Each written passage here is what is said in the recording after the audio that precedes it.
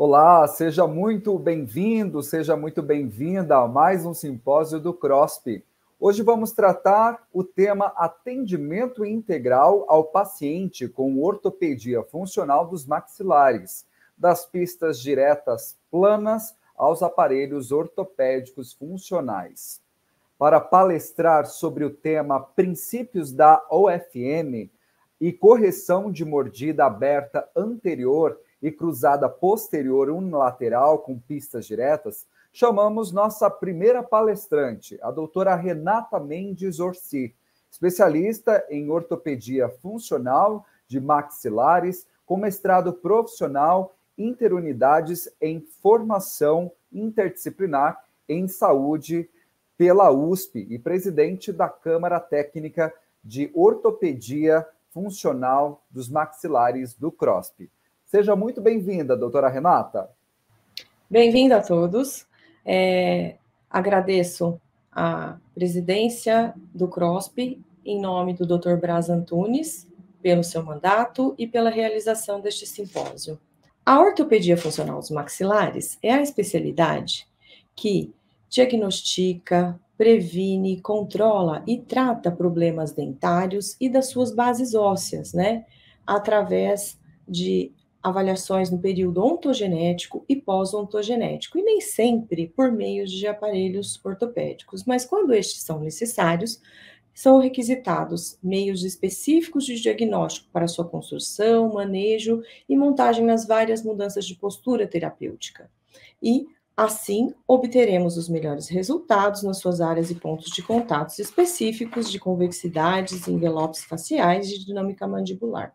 A ortopedia funcional dos maxilares atua com base em 3 princípios: a excitação neural correta dos músculos periodonto, mucosa, através do estímulo dado pelos aparelhos ortopédicos. O segundo princípio é a mudança de postura. Os aparelhos ortopédicos atuam de forma bimaxilar, E aí, então, através da mudança de postura da mandíbula, é que nós vamos ter, então, esta mudança de postura.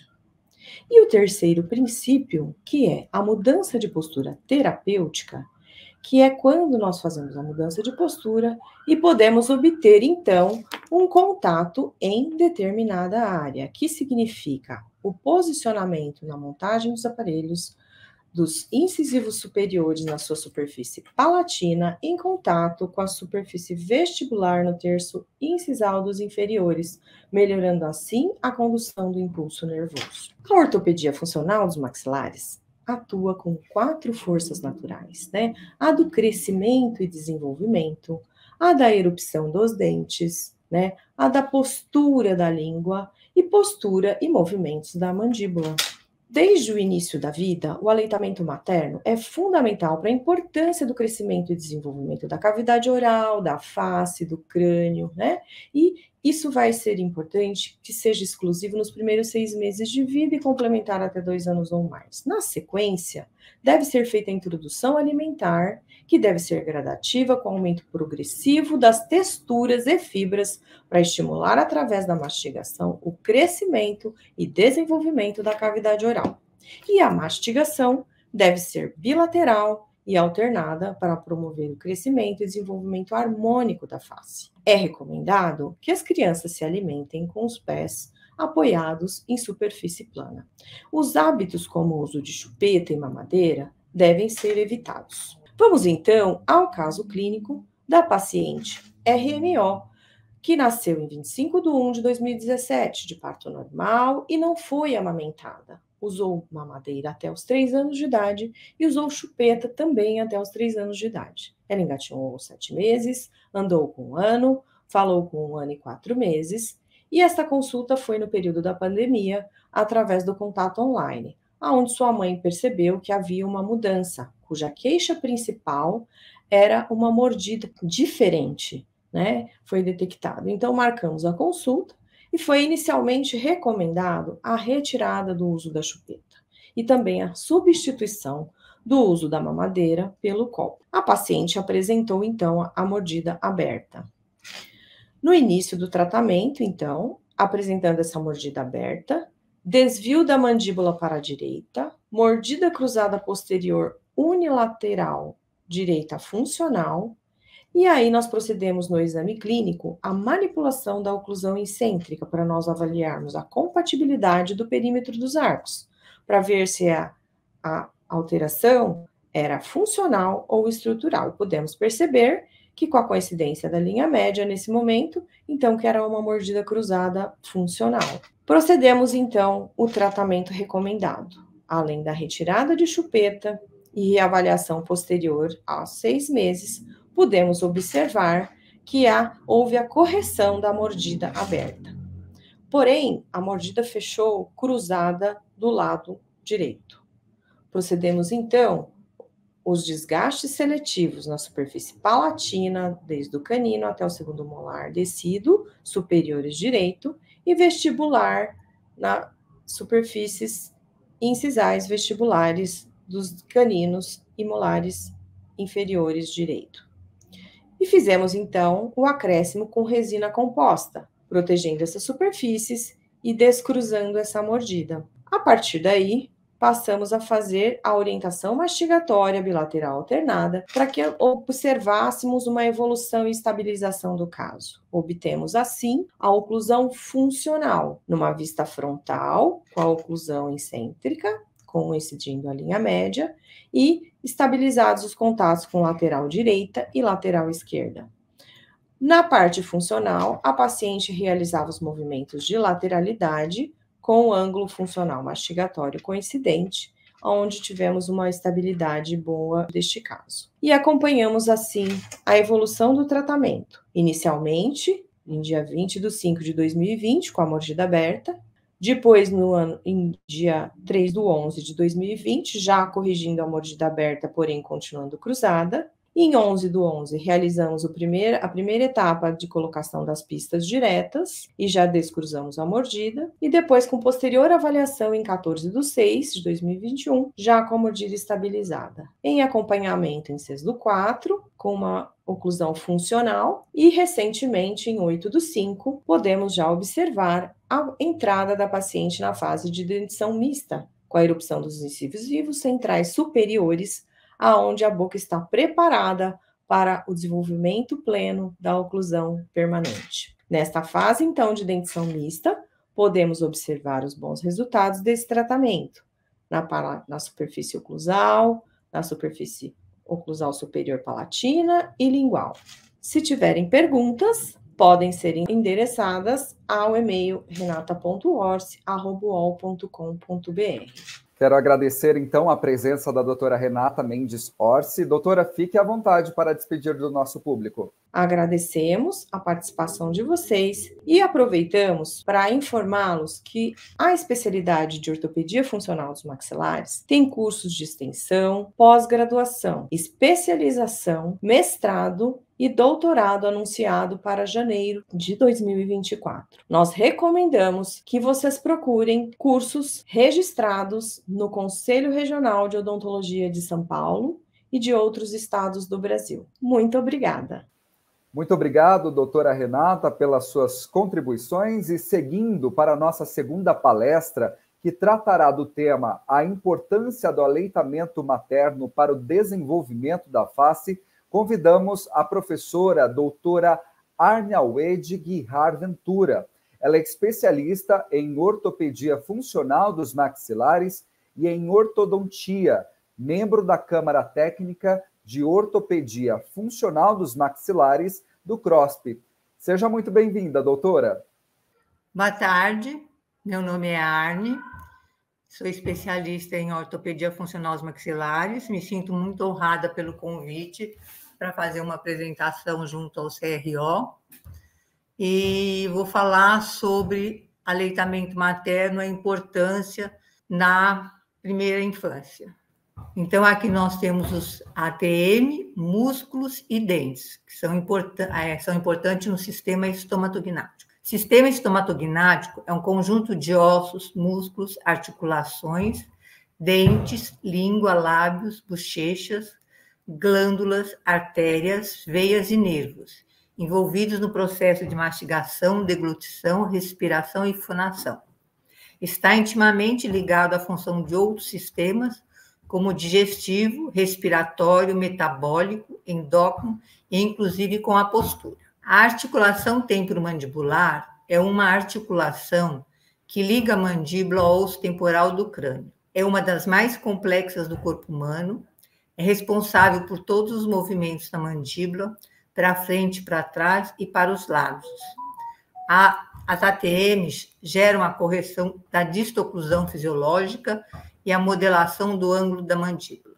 É na primeira infância que a maioria dos problemas podem ser prevenidos. Quando a criança nasce de cesariana de forma não natural, com grandes possibilidades de que as principais vias, nariz e boca, sejam entupidas pelo líquido amniótico. Esse líquido amniótico pode causar ferimentos pelas vias aéreas e dificultar a formação do sistema estomatognático. A amamentação natural. O bebê é colocado na postura correta para que possa sugar o leite materno de forma correta e faça uma respiração nasal. Dessa forma, o recém-nascido começa a criar desde cedo a respiração correta, sem que fique sufocado. Na amamentação natural, o bebê fica obrigado a abrir a boca para alcançar e sugar o bico do seio. E dessa forma ele faz uma alimentação mais correta. No recém-nascido, nessa alimentação no peito materno, será feita através dos lábios e língua, unida a um dispositivo funcional, articular e muscular.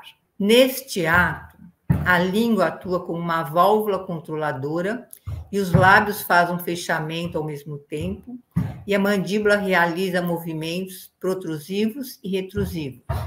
Extrai o leite materno para a sua boca e os movimentos são sincronizados com a deglutição. Aqui uma foto mostrando a postura correta para a criança tem que se amamentar. Ela fica quase que em pé no colo da mãe. Não pode deitar para ela não engasgar. A amamentação incorreta é feita com o uso da mamadeira. O recém-nascido não se esforça tanto, o que pode gerar uma má formação do sistema estomatognático. Quando o bebê não é amamentado no seio materno, há grande possibilidade de alterações no sistema estomatognático, devido à respiração bucal e à estimulação da musculatura da região da boca.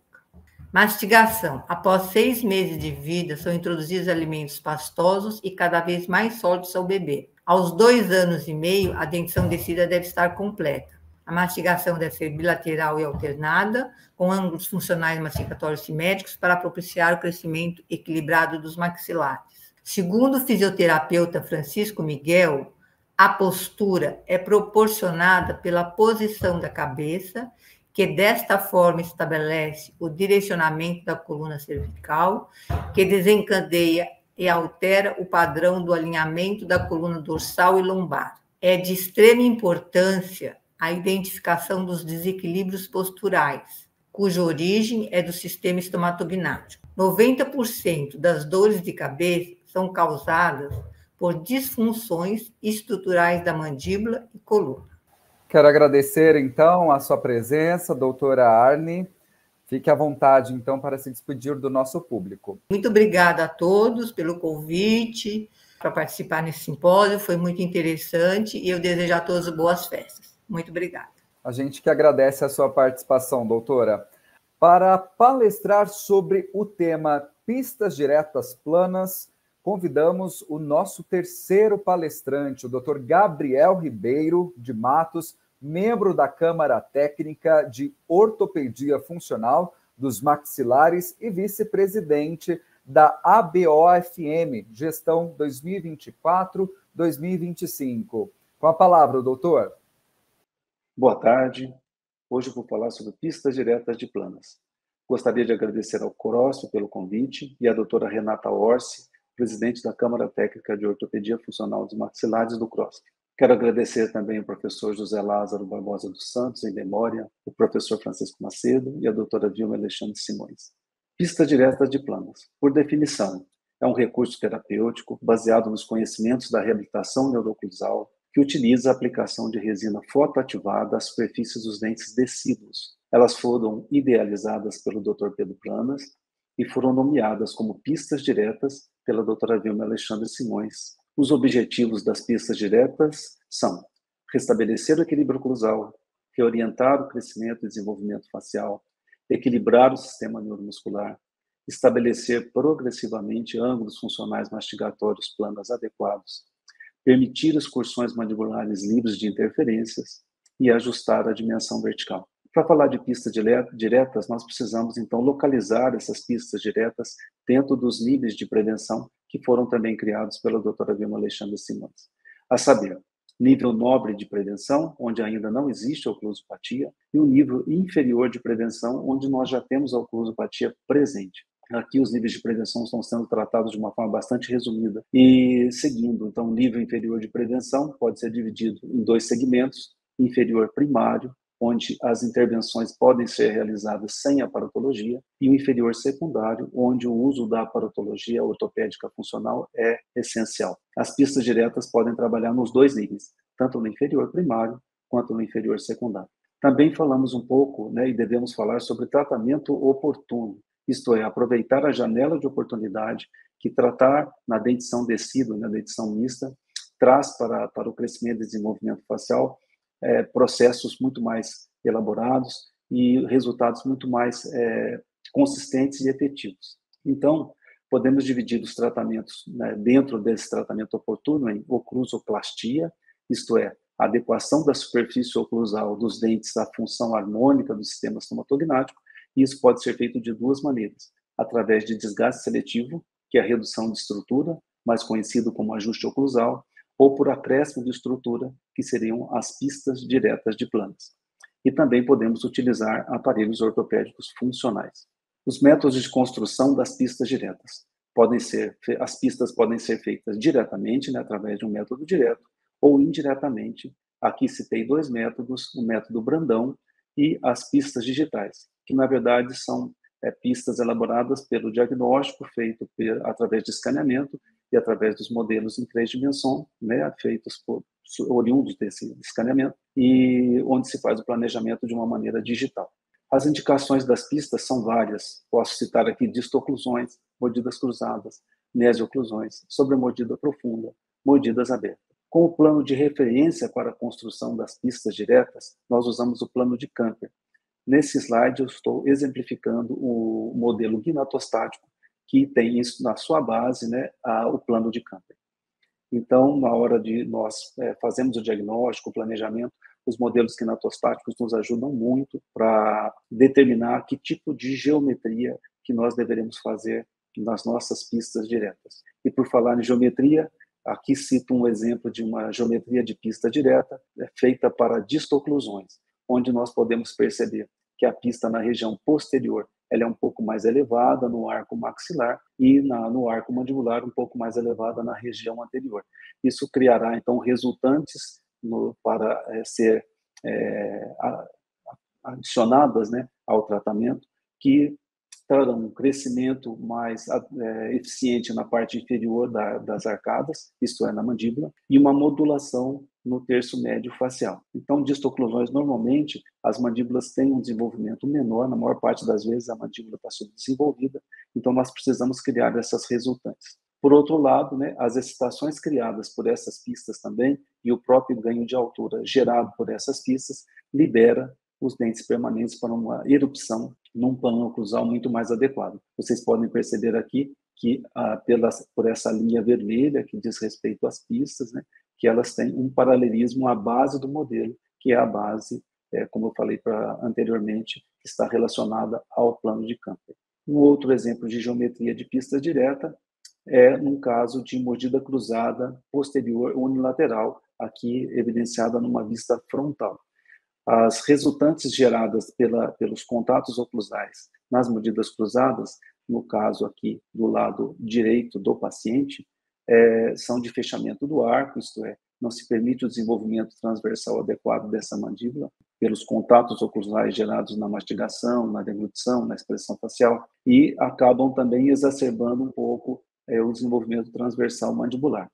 Por esse acréscimo de pista direta, por essa geometria criada, nós conseguimos inverter esses vetores, gerando um desenvolvimento adequado da região da maxila, um desenvolvimento transversal adequado, e, ao mesmo tempo, restringindo o desenvolvimento transversal no arco mandibular.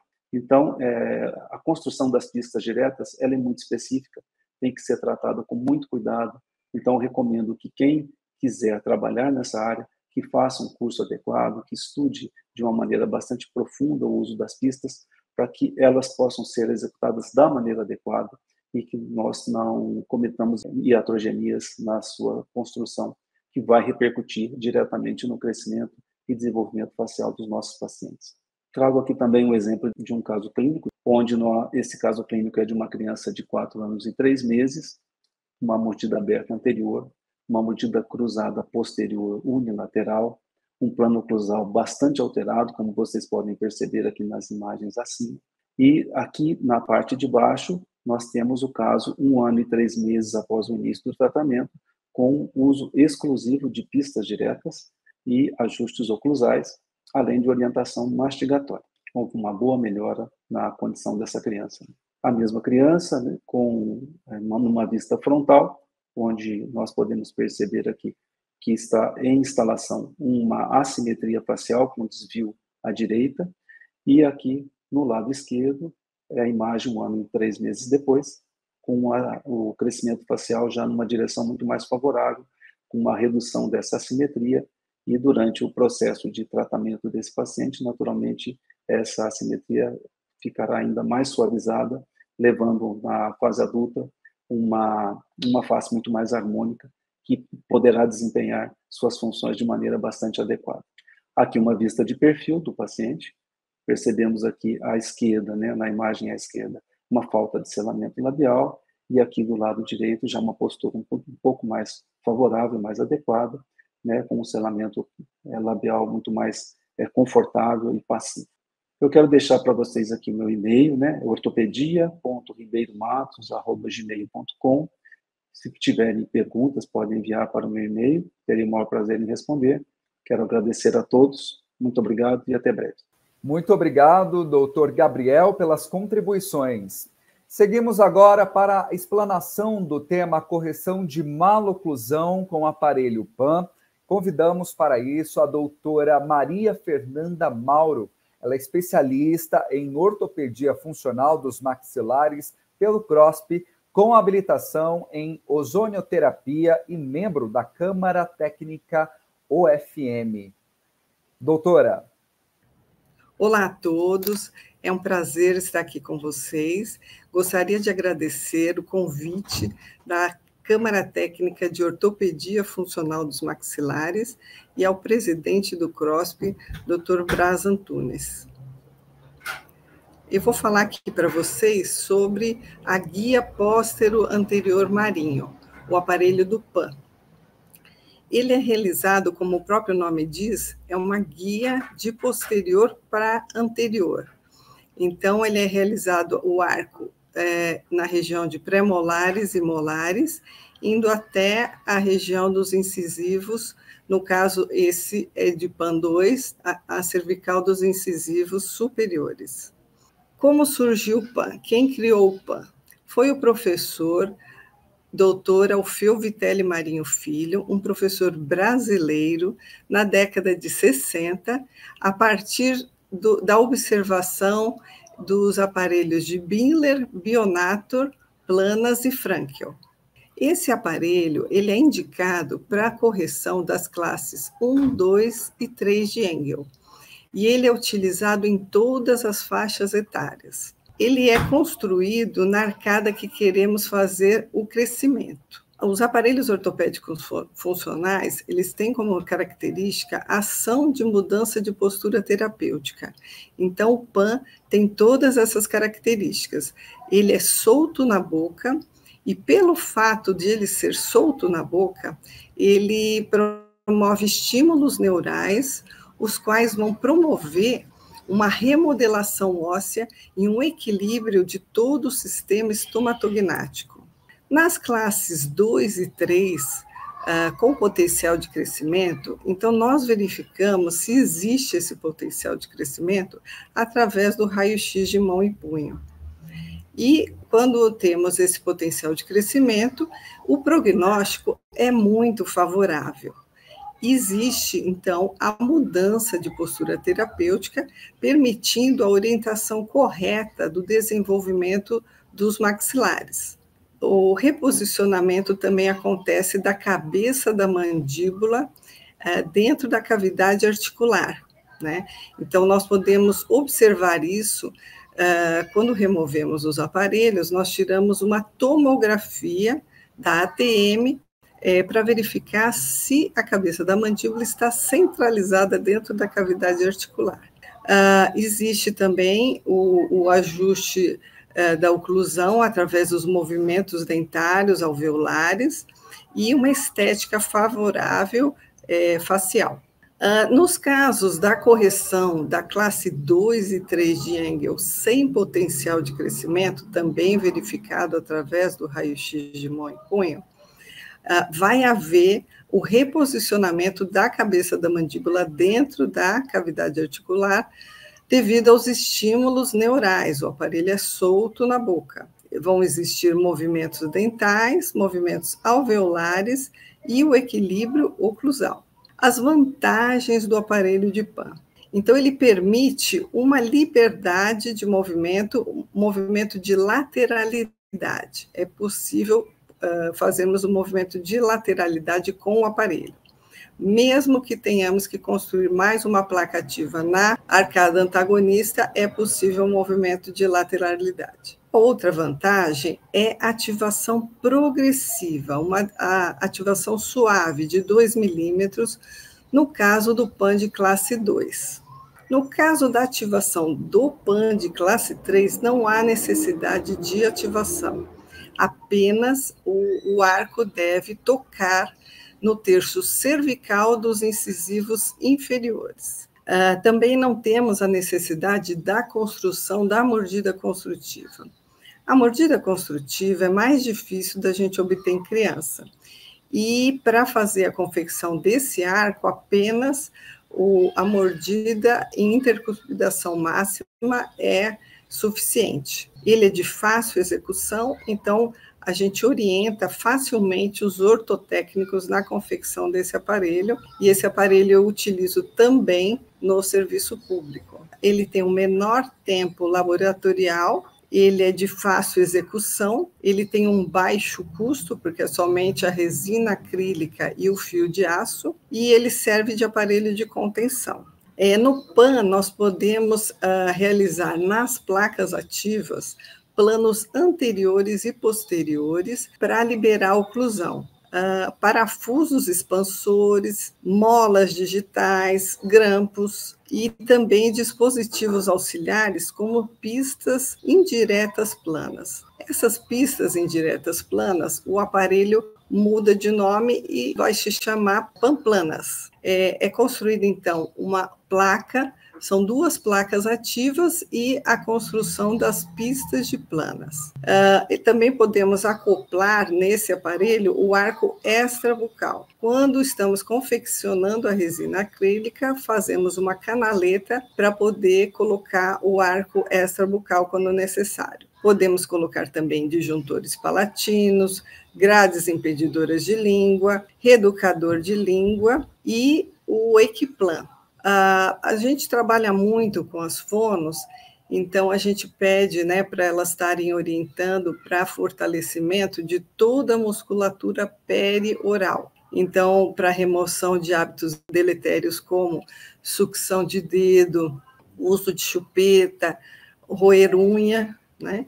Então, o trabalho com a fono é muito importante. Eu vou apresentar aqui um caso para vocês que atendi no SUS, né, no serviço da Prefeitura Municipal de São Paulo. É um caso de uma criança de 3 anos e 11 meses. Isso é para mostrar a importância do atendimento assim que o problema é detectado. Nesse caso, essa criança tinha o hábito também de colocar a mão sobre o queixo, levando a mandíbula para frente. Então, nesse caso, nós conversamos com os pais para que fosse removido esse hábito, para que fosse possível a colocação do aparelho e a obtenção dos resultados desejados. Foi feita a moldagem, imagem, né, e feito o aparelho. Como vocês podem observar aqui, fizemos um plano posterior para liberar a oclusão e também no arco fizemos helicoide para que desse maior resistência nessa região ao arco. Vocês podem observar a mudança de postura terapêutica, né? E já tivemos, a partir do segundo mês de ativação do aparelho, já tivemos o início da mudança de postura e, após 4 meses, já mais estabilizado, fizemos aqui a foto para mostrar, e é muito importante o acompanhamento da criança durante toda a fase de crescimento, surto puberal, um tratamento multidisciplinar e para termos os resultados desejados. Então, era isso que eu gostaria de falar para vocês, e muito obrigada pela oportunidade e um abraço. Agradeço a sua presença, doutora Maria Fernanda, e até uma próxima. A nossa quinta palestra abordará o caso clínico de distoclusão com o aparelho PAN. Para discorrer sobre o assunto, nós convidamos o Dr. Sidney Hiroaki Kato, mestre em ortodontia pela Unicid, doutor em radiologia e imaginologia pelo ICT Unesp e membro da Câmara Técnica Ortopedia Funcional dos Maxilares do CROSP. Com a palavra, doutor. Muito obrigado, David. Eu sinto muito grato por poder participar do nosso 4º simpósio de ortopedia funcional dos maxilares, e eu vou discorrer sobre o tema da correção da distoclusão, ou da classe 2, com o guia posterior anterior marinho, ou PAN, de classe 2. Então, vou mostrar um caso clínico. Eu sou o Dr. Sidney Hiroaki Kato, e a gente vai mostrar um caso clínico sobre o tratamento com o PAN. A doutora Maria Fernanda Mauro, ela já falou algumas características do aparelho na palestra anterior, e só para deixar registrado também, nós temos o artigo que foi feito em janeiro de 2021, publicado na revista do CROSP, na edição número 13, que nós discorremos nessa edição algumas características, vantagens do aparelho do guia posterior anterior marinho, ou PAN, de classe 2. Ou, no caso, na publicação foi um caso clínico de PAN de classe 3, como a palestra anterior. Bom, o caso clínico que eu vou apresentar é do paciente GSM, ele tem data de nascimento dia 17 de abril de 2009, sexo masculino, e teve o início do tratamento no dia 30 de março de 2022. O que foi utilizado, o que foi prescrito para esse paciente?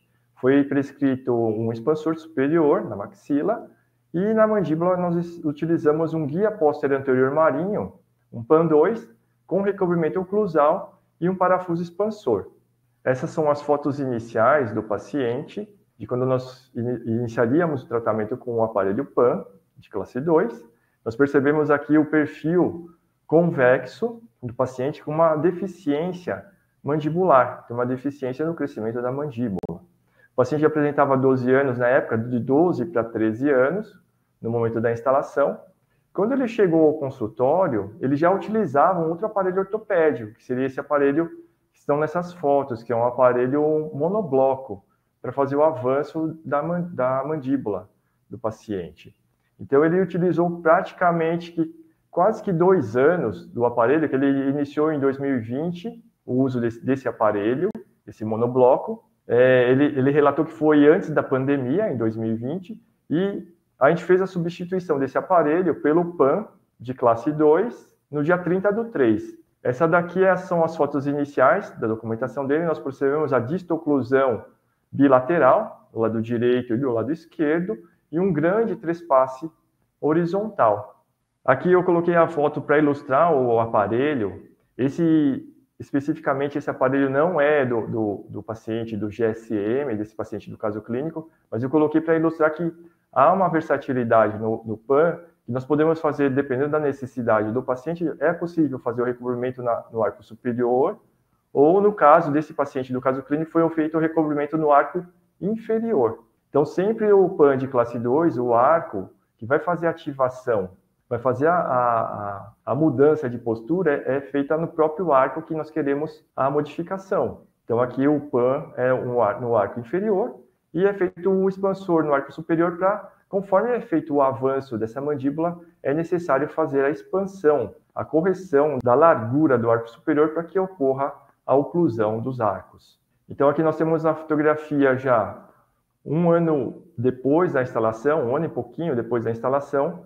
Nós percebemos aqui que esse é o PAN do paciente. Com um ano já foi feita a remoção do recobrimento oclusal do PAN para permitir que ocorra a extrusão dos dentes e o engrenamento dos dentes posteriores do paciente. Então, aqui já reduzido toda a sobressaliência, né, do paciente e os caninos em classe 1, tanto do lado direito como do lado esquerdo. Nós temos as fotografias sem o aparelho, um ano após a utilização do PAN. Então, nós temos uma mordida bem satisfatória, uma correção bem interessante da classe 2, divisão primeira que esse paciente apresentava, e aquele com 14 anos de idade. Aqui são as fotografias, foi no pedido da documentação, praticamente que um ano e quase um ano e meio após a utilização do aparelho, foi feita uma nova documentação e nós percebemos aqui a diferença no perfil, onde houve um avanço da mandíbula desse paciente, houve um crescimento mandibular, uma melhora do perfil convexo desse perfil do paciente. Aqui as fotografias da documentação, o paciente com engrenado canino e molares em classe 1, a redução do trespasse horizontal. Nós vamos ter aqui a comparação do perfil inicial. A gente percebe aqui uma deficiência mandibular e a melhora que houve com o crescimento do perfil da mandíbula do paciente. Infelizmente, eu não consegui fazer a sobreposição, trazer dados cefalométricos como a sobreposição do paciente, porque as radiografias ele acabou fazendo em radiologias diferentes. Então, para não ter nenhum tipo de bias de aparelho radiográfico de diferentes locais, eu acabei deixando de não colocando a sobreposição, mas é possível verificar pela foto do perfil que houve um crescimento, houve uma melhora na mandíbula desse paciente. Aqui são as fotos iniciais, o caso como era no início, a classe 2, divisão primeira, e aqui, após nós pedirmos o reestudo desse paciente, onde ele se encontra agora utilizando o aparelho para manutenção do caso, para preservar, enquanto ele tem ainda potencial de crescimento, o paciente ainda tem 14 anos, então ele tem um potencial de crescimento, a gente vai acompanhar esse paciente com o próprio PAN, para que não ocorra recidiva da classe 2. Eu pedi para ele retornar agora, no final do mês passado, para fazer outras fotografias, e nós percebemos a manutenção do resultado obtido com o PAN 2. Aqui o inicial e hoje, como o paciente se encontra, houve uma grande melhora. Uma coisa interessante que eu posso ressaltar é que o paciente ele se sentiu bem confortável, muito mais confortável com a utilização do PAN em relação ao aparelho que ele utilizava anteriormente. Um dos fatores que ele relatou é que ele não conseguia falar direito, porque como o aparelho era um monobloco, ele ele travava maxila e mandíbula numa posição. O PAN, como já foi demonstrado, ele tem uma liberdade, e a ativação nós fazemos progressivamente, não é feita toda a ativação, toda a correção do trespasse horizontal no aparelho. Então, para o paciente, o relato do paciente, que ele se sentiu muito mais confortável utilizando o PAN de classe 2. Qualquer dúvida, questionamento ou perguntas, eu vou deixar o meu e-mail para contato, que é o sidney.cato@gmail.com. Nós temos os canais oficiais do CROSP, e eu gostaria de agradecer o CROSP pela oportunidade, agradecer a Câmara Técnica, a sua presidente, a doutora Renata Mendes Orsi, pela oportunidade de estar palestrando nesse 4º simpósio de ortopedia funcional dos maxilares. Muito obrigado. Muito obrigado pelas suas contribuições muito importantes, doutor. Até uma próxima. Para a nossa 6ª palestra deste dia, convidamos a doutora Vera Lúcia Misai Tamashiro, que vai explicar a correção de maloclusão com o aparelho de Maurício Vaz de Lima. A convidada é especialista em ortopedia funcional dos maxilares e membro da Câmara Técnica da Ortopedia Funcional dos Maxilares. Seja muito bem-vinda, doutora. Olá, pessoal. Obrigado ao presidente do CROSP, Dr. Braz Antunes, e à presidente da Câmara Técnica de Ortopedia Funcional dos Maxilares, doutora Renata Orsi. Meu nome é Vera, vou falar sobre correção da maloclusão, dando ênfase ao aparelho de distalização pela técnica Maurício Vaz de Lima para arrumar o espaço para o canino. Nesse primeiro slide do caso clínico, é um caso clínico de um paciente que apresenta arcadas artrésicas, falta de espaço para o canino, overbite, linha mediana desviada, lateral e premolar palatinizados e mesoagressão. Nesse caso, o aparelho de distalização Maurício Vaz de Lima, mostrando posição do tornilho, que seria paralela à RAF mediana, recortes, ressorte e orifício da propriocepção. Esse modelo é uma simulação do esqueleto do aparelho que é feito no modelo. O encapsulamento é feito com a resina na fase plástica, diretamente na boca, para ser o mais fiel possível. Orientamos ao paciente, no momento do encapsulamento, ocluir um pouco em mordida construtiva, para facilitar o deslize do aparelho contra os dentes antagonistas, suavizando o engrenamento dos dentes. Nesse caso do meu paciente, acentuamos mais a mordida construtiva, e assim ganhamos dimensão vertical e corrigimos também o overbite. Para que haja bom resultado, o encapsulamento deve abranger até a linha do equador dos dentes. No lado oposto da distalização, deixamos uma aleta até o equador dos dentes inferiores de ancoragem. Seria a maioria dos dentes encapsulado contra a minoria. A minoria seria os dentes a distalizar. A parte a distalizar, deixamos liso o aparelho. À medida que vai distalizando, vai mudando o recorte no aparelho. Primeiro recorte na mesial do primeiro premolar, segundo recorte na mesial do segundo pré e o terceiro recorte na mesial do molar, deixando a resina abraçando a mesial deste para ser mais efetiva a distalização.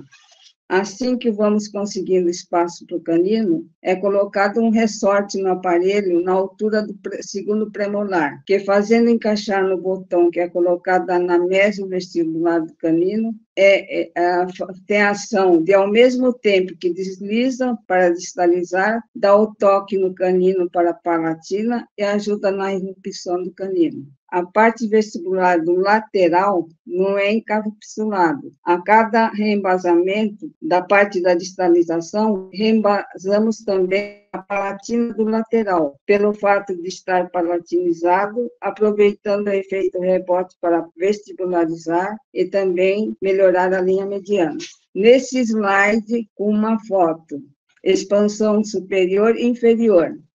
O superior com ressorte no lateral para melhorar a linha média. Aparelho inferior com arcos digitais para melhorar o posicionamento dos dentes anteriores à medida que expande. Nesse próximo slide, uma foto do livro do Maurício, um caso muito parecido com este meu caso clínico. Coloquei apenas para ilustrar o encapsulamento e como fica na boca. Neste slide de finalização e acompanhamento, após uma boa melhora do caso, houve interrupção temporária do uso do aparelho para aguardar o momento certo para a exodontia do siso e finalização do tratamento. Nesse slide da panorâmica inicial, onde dá para notar nitidamente a falta de espaço para o canino e mesoagressão. Panorâmica final foi para a exodontia dos sisos. E finalizo aqui a minha apresentação. Qualquer dúvida, estou à disposição no e-mail. Fiquei lisonjeada pelo convite em estar participando desse 4º simpósio de ortopedia funcional dos maxilares. Obrigada a todos. Muitíssimo obrigado pelas contribuições, doutora Vera, e até uma próxima. Abordando agora a correção de maloclusão em dentição decídua com o aparelho de Maurício, convidamos a doutora Maria Aldeide de Costa Borges. Ela é especialista em ortopedia funcional dos maxilares pelo CROSP, membro da Câmara Técnica de Ortopedia Funcional dos Maxilares e coordenou o curso de Lato Sensus por mais de 20 anos. Seja muito bem-vinda, doutora. Eu quero agradecer aos diretores do CROSP, a doutora Renata, que é a nossa presidente da Câmara Técnica, e estou iniciando um simpósio sobre a minha parte, é falar sobre a correção de maloclusão em dentes decíduos com aparelhos de Maurício. O caso clínico, nós vamos falar sobre uma paciente MON de mordida aberta com tendência de classe 3. Então, eu tenho a vista frontal e a vista lateral da paciente. Esta fase, ela está na dentição decídua, então, estamos verificando a vista frontal, a vista lateral direita e a lateral esquerda. Nós estamos vendo que com poucos aparelhos nós conseguimos fazer esse tipo, a correção dessa maloclusão. Então, nós conseguimos fazer o trespasse anterior com este aparelho, que nós temos a vista frontal e a vista oclusal do aparelho. Então, essa vista oclusal vai estar mostrando que o aparelho ele vai trabalhar a pré-maxila e vamos conseguir um bom resultado do trabalho. Agora, nesta foto, nós temos ela inicial e fase de controle. Nós colocamos ela numa fase final, que ela já tem um trespasse anterior. Temos uma vista lateral direita e esquerda, nesta fase da dentição, já ela com a dentição permanente. Então, nós temos a vista frontal intrabucal e a intrabucal também frontal. Temos a lateral direita e a lateral esquerda pós a troca e a dentição descida para a dentição permanente. Aqui neste slide nós temos a foto lateral direita e esquerda após a troca dos dentes descidos para a dentição permanente. Nesta nós temos a teleradiografia, uma inicial e uma de controle.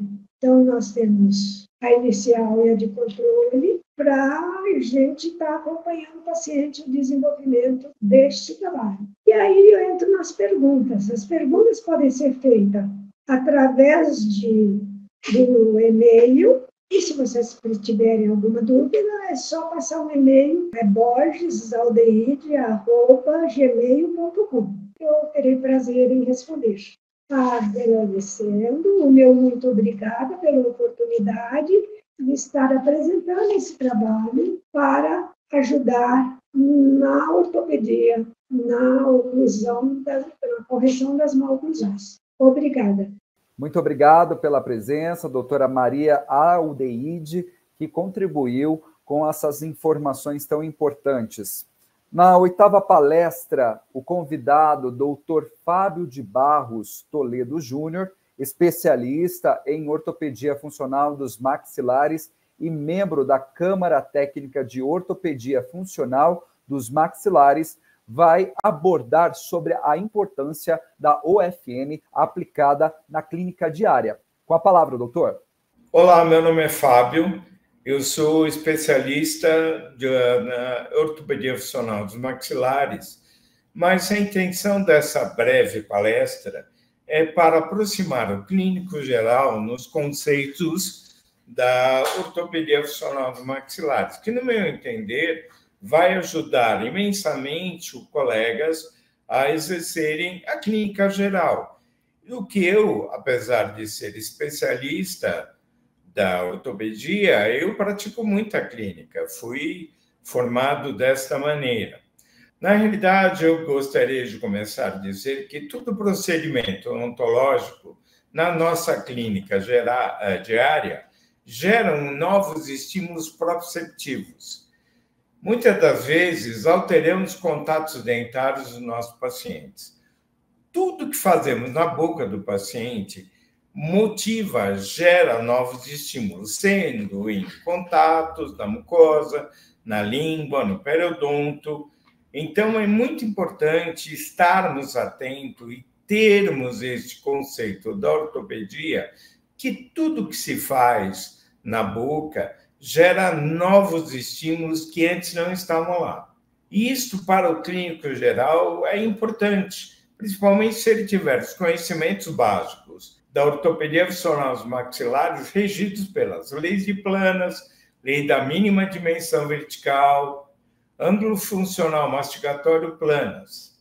Por exemplo, quando restauramos um elemento dentário, alteramos a máxima intercuspidação do paciente. Devemos ter o cuidado de avaliar, antes de executar o trabalho, qualquer trabalho, a oclusão cêntrica e a máxima intercuspidação anterior ao nosso trabalho. Devemos observar qual é o primeiro contato que condiciona a oclusão cêntrica neste paciente.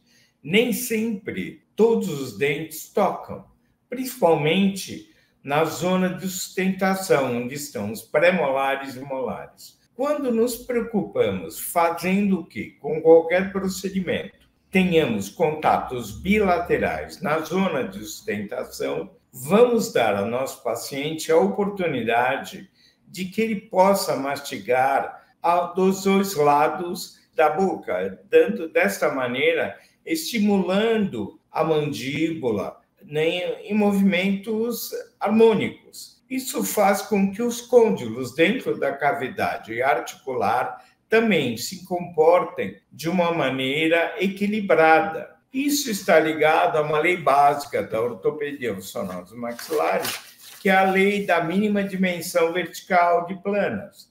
Isso é medido fazendo a tomada dos ângulos funcional mastigatório Planas.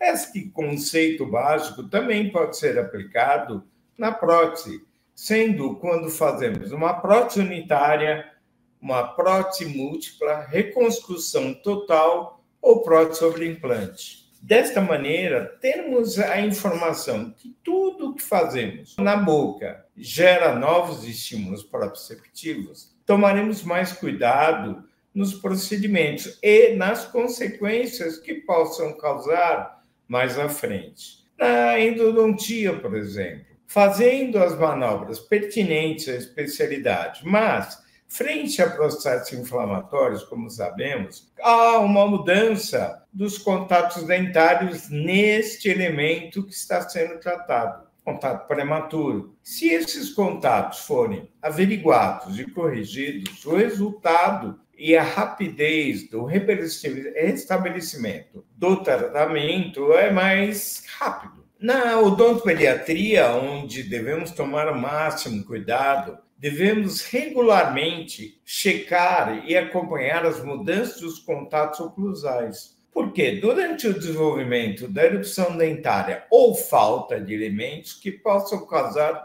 problemas no crescimento dos maxilares. Tomando esses cuidados, evita-se futuros posicionamentos dentários inadequados ou conseguimos determinar, prever o que vai acontecer mais adiante, para que possamos tomar o mais rápido possível qualquer medida adequada naquele caso. E frente à nossa especialidade, devemos observar sempre o desenvolvimento genótipo do nosso paciente, somando-se a esses fatores provenientes do meio ambiente. Isso quer dizer postura, alimentação, posicionamento da língua, hábitos iatrogênios, como onicofagia, levar instrumentos à boca, caneta, borracha. Isso as crianças fazem com bastante frequência. Adulto fica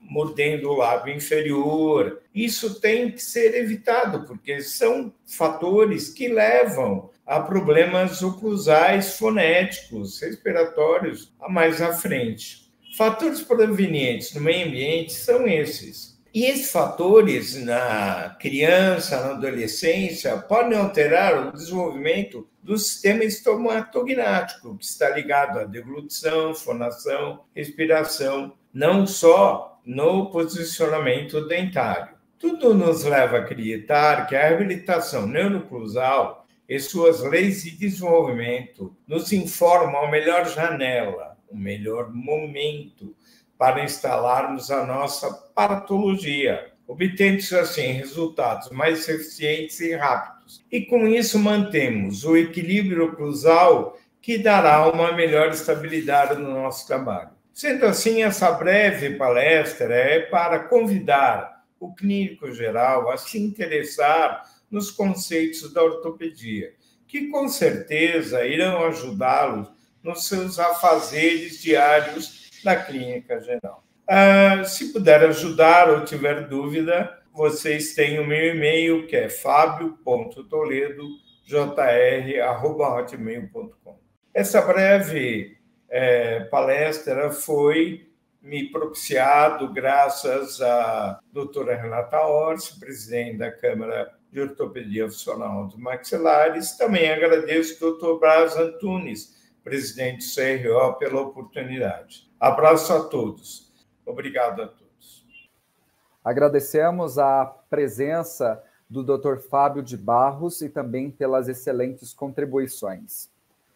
Na última palestra, a convidada doutora Maria Regina de Campos irá tratar do tema tratamento com aparelhos ortopédicos em adultos.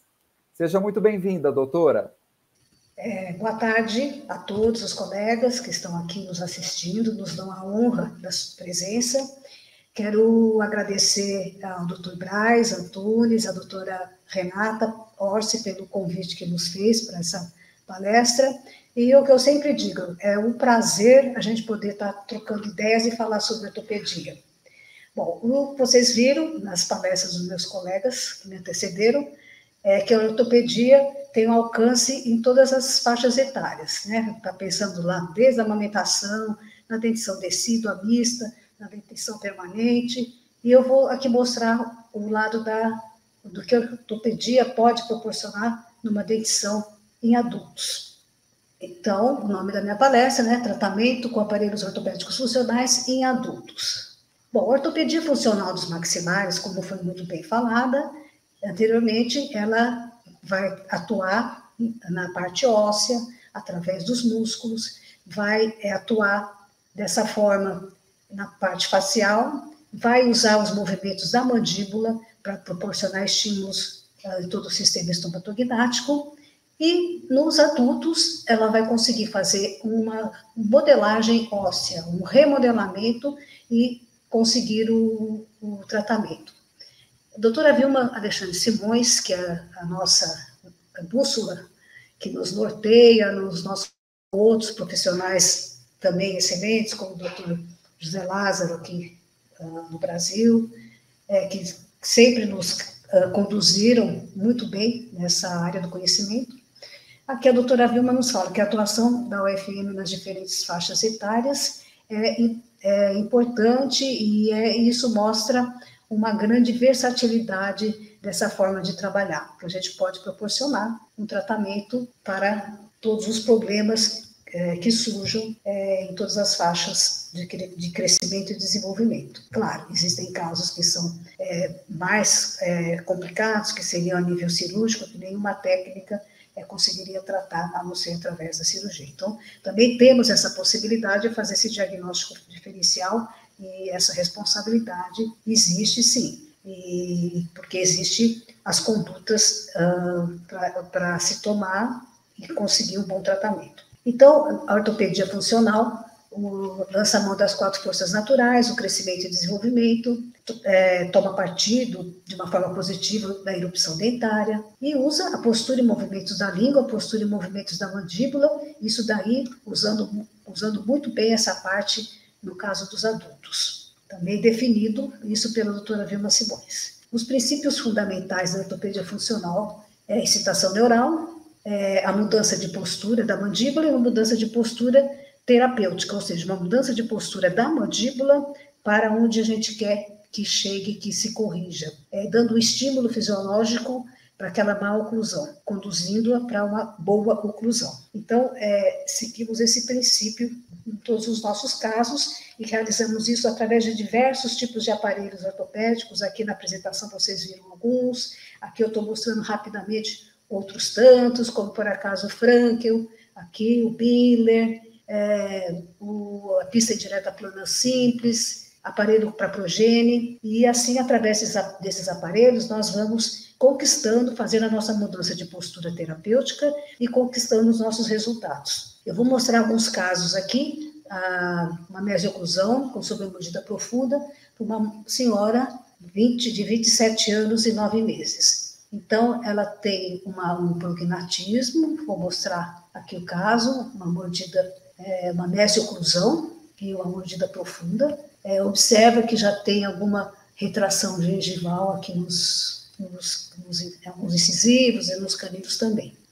A radiografia dela, mostrando o prognatismo, a lateral, veja o perfil côncavo, né? Aqui a panorâmica com todos os dentes, inclusive os terceiros molares. E numa questão de 7 meses, foi conseguido se fazer a inversão dessa mordida, usando um aparelho ortopédico funcional, uma pista indireta plana simples com arco de progênie, mas antes um aparelho Biller com equiplan e arco de progênie que conseguiu reposicionar a mandíbula e estimular a maxila, para o seu desenvolvimento, tanto no sentido anterior-posterior como no sentido transversal. Aqui são 7 meses de tratamento. Aqui com 9 meses, a gente vai percebendo que a oclusão vai melhorando, a oclusão entre os dentes, o contato entre os dentes vão acontecendo, isso é direcionado pelas nossas ativações e pelo uso do aparelho. Claro que o paciente tem que ser um bom usador, usar o aparelho conforme as nossas instruções, para poder colher os resultados deles. Aqui o perfil que ela tinha com essa blusa rosa no começo, e com a blusa verde, como ela estava no momento desse slide que mostra a oclusão dela. Olha, o perfil na blusa rosa, o perfil convexo, e na blusa verde a gente já vê que o perfil já está mais retificado, uma modificação bastante grande. A teleradiografia de perfil, veja como que melhorou a oclusão entre os dentes da mandíbula e da maxila, como corrigiu essa mesioclusão. E aqui a panorâmica, mostrando que todos os dentes estão aí, inclusive os terceiros molares, e conseguiu trabalhar com todo esse conjunto. Comparando as duas telerradiografias, a esquerda com a mordida cruzada, com a mesioclusão, e a direita depois de menos de 1 ano de tratamento, como a gente já conseguiu modificar, sendo um grande estímulo para a vida dessa moça que tinha muita vergonha de sorrir, achava que o caso dela não teria solução e que agora passou a sorrir o tempo todo, que é uma felicidade. Aqui com 3 anos e 4 meses depois, a gente percebe que a oclusão continua descruzada e está mais em contato oclusal superior com inferior. Ainda não está totalmente terminado nesse momento, mas ela já está assim, num momento de quase término de tratamento. Vou mostrar agora o caso de atresia de um senhor de 45 anos. Ele tinha apinhamentos, né, muitos apinhamentos, não gostava dessa forma de como estavam os dentes dele, queria melhorar, não queria usar um aparelho fixo, porque ele não tinha um trabalho que não permitia isso, então partiu-se para fazer uma ortopedia, e ele usou praticamente à noite o aparelho. E aqui nós temos ele depois, levou um tempo maior, justamente por isso, mas aqui o desenvolvimento transversal que conseguimos, e corrigir também as giroversões, as inclinações que ele tinha, tudo com aparelho ortopédico funcional, usando principalmente a pista direta plana simples. Não fizemos desgastes entre os dentes, não há necessidade, porque nós conseguimos conquistar espaço para os dentes. Usamos o tornilho, o parafuso, ativamos o parafuso uma vez por semana, geralmente 1/4 de volta, e isso daí a gente vai conduzindo ao remodelamento ósseo, promovendo o desenvolvimento ósseo também. E vai indo dente e osso juntamente, sem nenhuma dor, sem nenhum trauma para o paciente. Agora um caso de distoclusão com apinhamento da maxila e mandíbula. Esse já era também um adulto que tinha uma distoclusão, apinhamentos de dente. Ele usou, na infância, ele começou o tratamento ortodôntico, tem os primeiros premolares superiores, mas que na rebeldia da adolescência ele abandonou. E aqui ele já é adulto e querendo melhorar a oclusão dele. Começamos com a ortopedia e trabalhamos com pista indireta planas composta, com pista indireta plana simples, fazendo desenvolvimento transversal tanto da maxila como da mandíbula e trazendo a mandíbula para sagital. A ortopedia funcional, através desses aparelhos removíveis, que são soltos e que se movimentam dentro da boca, tem a capacidade de atuar no sentido vertical, transversal e horizontal. Então, faz um tratamento tridimensional e vai trabalhando a parte muscular, dando estímulos musculares mais fisiológicos, que levam ao conforto também da musculatura e a facilidade para promover os movimentos de mastigação. Então, ele chegou nesse momento dessa forma. Ele tinha os dentes incisivos, que já não tinha mais como esses dentes entrarem em oclusão superiores com inferiores. Mas hoje em dia nós temos a facilidade da prótese e as facetas estéticas, as lentes de contatos, e ele partiu para esse tipo de tratamento. Então aqui, nesse momento, ele tinha os movimentos de protrusão, tinha lateralidade direita, lateralidade esquerda, ele já tinha isso tudo garantido. Então, aí era só fazer a parte estética. Aqui eu fiz uma mockup para ele, com resina, para ele entender o que eu pretendia fazer, até para poder estudar se daria certo, como ficaria estética. Então, fizemos em resina visão acrílica, mostrando superiores. Ele gostou bastante do resultado, e aí ele foi enviado para o doutor Marcelo fazer essa parte protética, né? Então, aqui como era, antes de eu fazer o mockup com resina, o sorriso, como ficou, e ele ficou bastante feliz com a estética, então resolveu partir para fazer uma coisa mais definitiva. E o doutor Marcelo fez um trabalho muito bonito, ele aumentou a coroa clínica desses incisivos superiores, dando oclusão com os inferiores, e o que a gente tinha conquistado de movimentos, de lateralidade, protrusão, isso daí está considerado aqui na reabilitação dele. Então, tem uma protrusão, lateralidade direita e lateralidade esquerda. Não usa aparelho mais e eles têm uma estabilidade na sua mastigação, na sua estética. Agora, o último caso, uma distoclusão, uma biprotrusão, que a gente começou com uma mocinha de 16 anos e 8 meses. Mas vamos olhar aqui nessa parte, a parte aqui de baixo, o overjet que tem um apinhamento, é uma distoclusão e apinhamento, dentes muito grandes, uma arcada muito pequenininha. E aqui, a correção de como que ficou, corrigiu a distoclusão, a biprotrusão e o overjet que ela tinha aqui. E aqui, a preservação, né, com 22 anos e 1 mês, a gente pode observar que ela tem a protrusão, ela fazendo aqui embaixo lateralidade direita e esquerda, e nas 3 fotos de cima, a parte frontal, a parte do lado direito e do lado esquerdo. Eu gostaria que vocês observassem o overjet que ela tinha, que ela apresentava a distoclusão e o overjet que ela tinha aqui. Se tiverem perguntas, a gente está às ordens. O meu e-mail é esse que está aqui. Quero agradecer mais uma vez o pessoal todo do CROSP, o pessoal que nos deu apoio, parabenizar os meus colegas que participaram desse simpósio e desejar a todo mundo um Feliz Natal, um ano de 2024 maravilhoso, que a gente possa ter muita paz, muita saúde e muita reabilitação neuroclusal por aí, né? Obrigada. Muito obrigado, doutora Maria Regina, por suas contribuições. E esse foi o simpósio do CROSP. Agradecemos a todos por acompanharem os nossos canais e lembramos, pelo site www.crosp.org.br, você fica por dentro das atividades do Conselho, assim como pelas nossas redes sociais, @CROSPOficial no Instagram e também no Facebook. Ficamos por aqui e até uma próxima.